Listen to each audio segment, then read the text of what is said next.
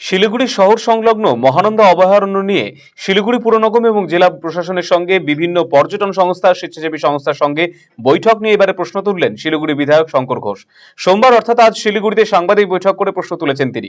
পাশাপাশি গত মঙ্গলবার শিলিগুড়ি পুর নিগমে হওয়া বৈঠকের ফলাফল নিয়ে আরটিআই করার কথাও জানিয়েছেন তিনি অভিযোগ করেছেন মাটিগাড়া নকশালবাড়ি বিধায়ক আনন্দময় বর্মন, কার্শিয়াংয়ের বিধায়ক বিষ্ণুপ্রসাদ শর্মা এবং ডাবগ্রাম ফুলবাড়ি বিধায়িকা শিখা চ্যাটার্জির বিধায়ক এলাকায় রয়েছে ইকো সেন্সিটিভ জোন, অথচ তাদের এই ধরনের বৈঠক থেকে ব্রাত্য রাখা হয়েছে। এতে এই বৈঠকের কি ফল হবে তা নিয়ে আজ প্রশ্ন তুলেছেন তিনি।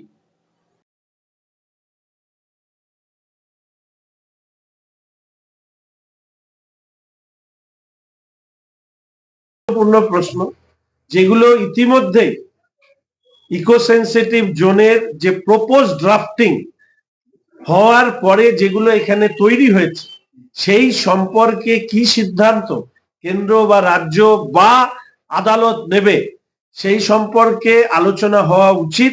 সেই নিয়েও যদি নির্দিষ্ট কোনো মত দেওয়ার থাকে সেটাও দেওয়া উচিত।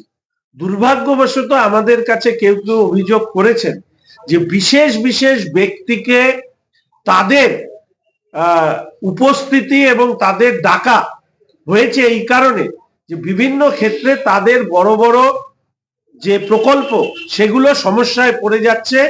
এই ইকো সেন্সিটিভ জোনের ড্রাফটের মধ্যে সেই এই অংশগুলো পড়ে আছে।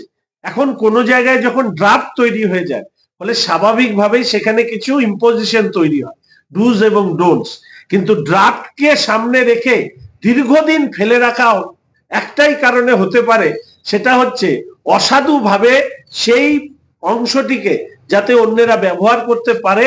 মহানন্দা অভয়ারণ্য 5 কিলোমিটার অবধি ছিল, পাশে একটা অ্যাস্ট্রিক্স দেওয়া আছে এবং নিচে লেখা আছে যে এটির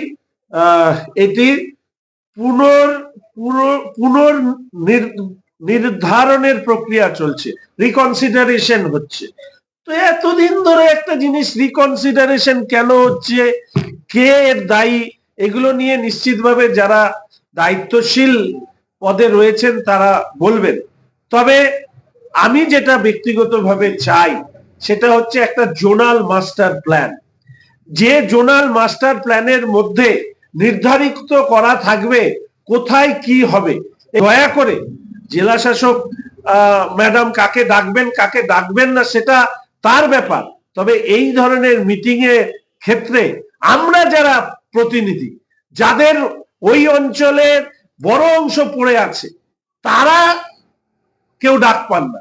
না আমি ডাক পাই, না আনন্দ ডাক পায়, না দুর্গা ডাক পায়, না হচ্ছে আমাদের বিষ্ণু ডাক পাচ্ছে, না নীরজ ডাক পাচ্ছে, কেউ ডাক পাচ্ছে না। আমরা হচ্ছে বিধায়ক, যে বিষয় নিয়ে আলোচনা হবে, যাই প্রপোজাল ইত্যাদি বিধানসভার মধ্যে আসবে, তাহলে সেই বিষয়ে আমাদেরকে না ডেকে বিশেষ বিশেষ মানুষকে ডাকা, আমার কাউকে ডাকা নিয়ে কোনো আপত্তি নেই। শুধু জানতে চাই কোন কোন অথরিটিতে এদেরকে ডাকা হয়েছে, অর্গানাইজেশন রিপ্রেজেন্ট করেছে না পার্সোনাল বিজনেস সেটাকে রিপ্রেজেন্ট করেছে, এই বিষয়গুলো সামনে আসা দরকার। সমস্ত বিষয় নিয়ে আমি আজকে আরটিআই রেডি করেছি, আগামীকাল সেই আরটিআই আমরা করব।